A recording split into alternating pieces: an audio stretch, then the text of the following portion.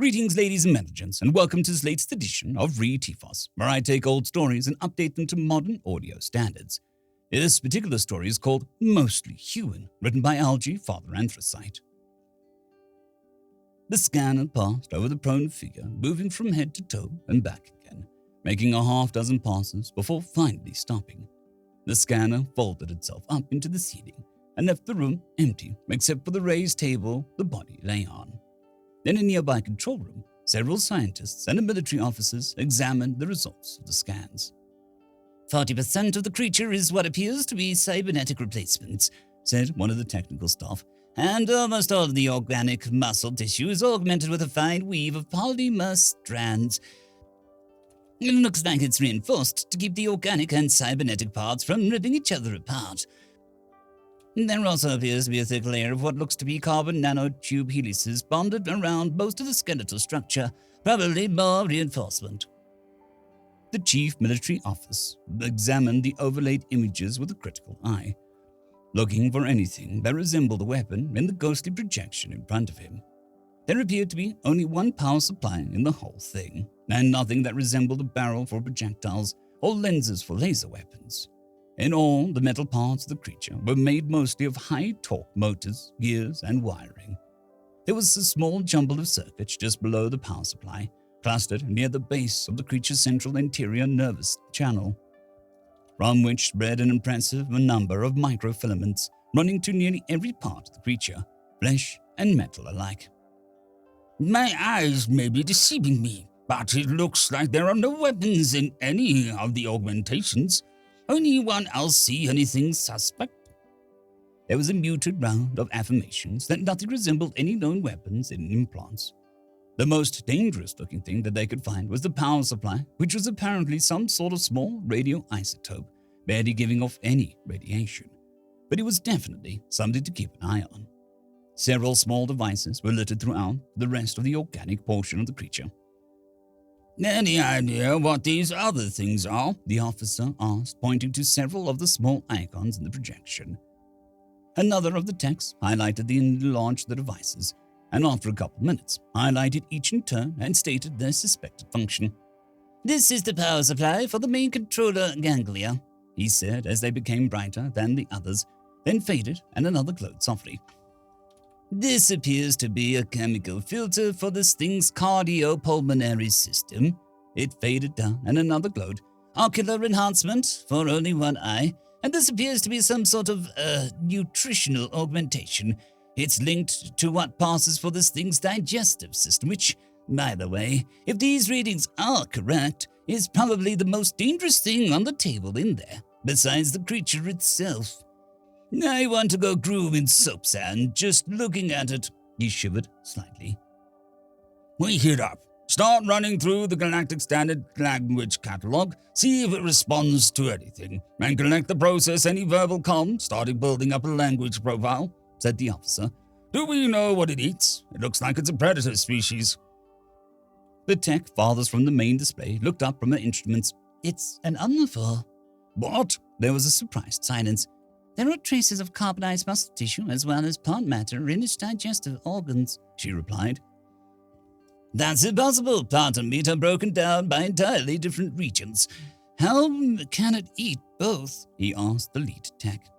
A large liquid filled in the organ in the center. She pointed at an irregular blob in the center of the creature, with tubes leading away from the top and bottom, which began to glow softly.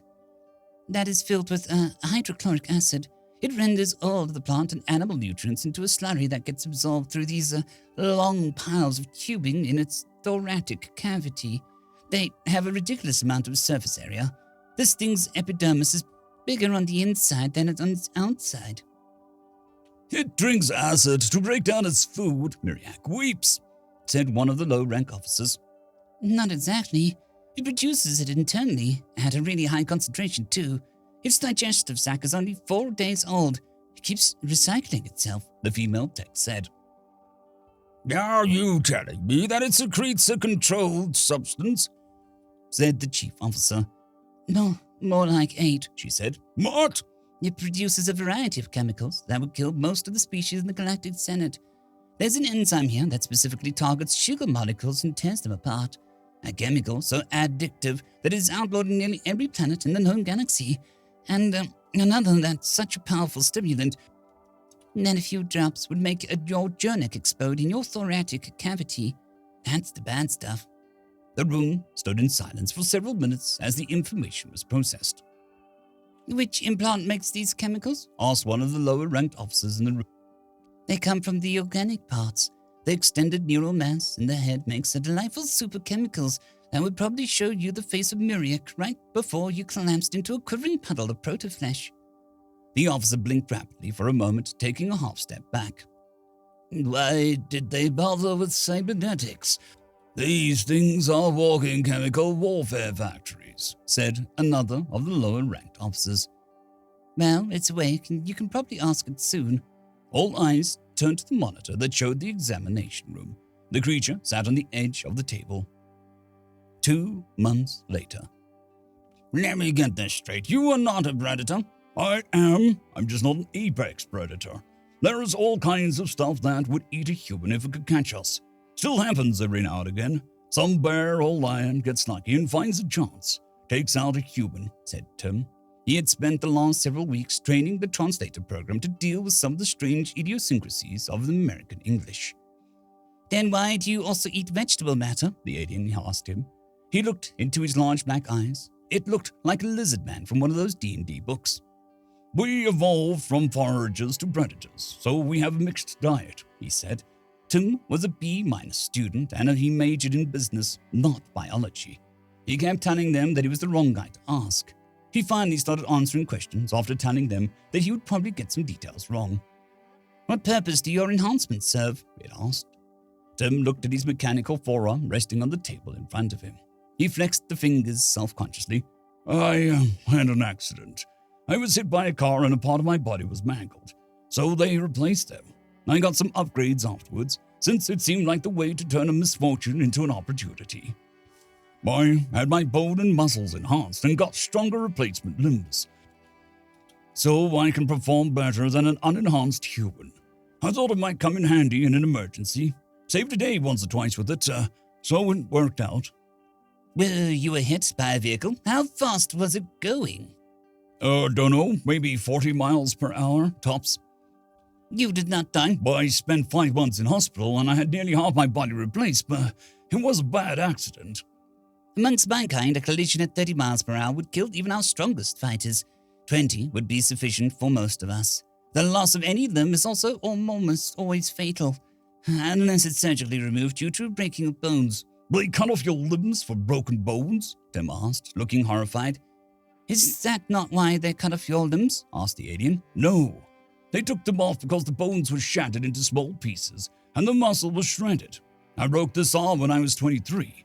Just needed cast for 6 weeks. All better. I mean, they set it straight again, but after that it just needs to be kept still while it heals. Tim held up his flesh and blood arm. The alien looked dismayed by this. At least that's what Tim thought. The mouth was slightly ajar, and he could hear a sort of subvocal gurgle as it processed the new information. You are not a warrior? It asked for what Tim thought was the 1000th time. He waved his cybernetic arm and said, I am, for the last time, a very ordinary, mostly human. End of story. I'd quickly like to thank the T5 peeps. Cold War Boomerwaffen, Severin Cerberus, Bushmaster 177, Henry the Red, Caspar Arnholtz, Cold War Boomerwaffen, Elijah Silvercross, Dragzoon WRE, and Severin Cerberus. Thank you very much.